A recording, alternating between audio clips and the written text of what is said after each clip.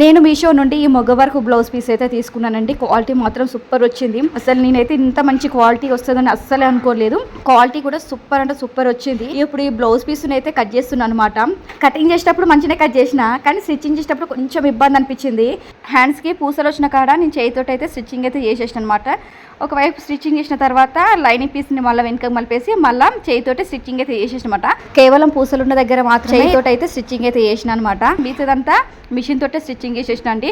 నా దగ్గర సింగిల్ పాదం ఉంటే బాగుండు. సింగిల్ పాదం తోటి అయితే మిషన్ మీద వేసేద్దును. సింగిల్ పాదం లేక నేనైతే చేతితో అయితే స్టిచ్చింగ్ చేసిన అనమాట. మళ్ళీ నేను ఈ మొగ్గం వర్క్ బ్లౌజ్ స్టిచ్చింగ్ చేసిన ఫస్ట్ టైం అండి.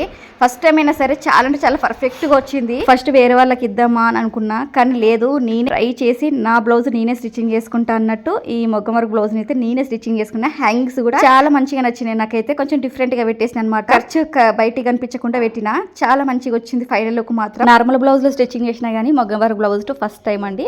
ఫస్ట్ టైం అయినా చాలా మంచిగా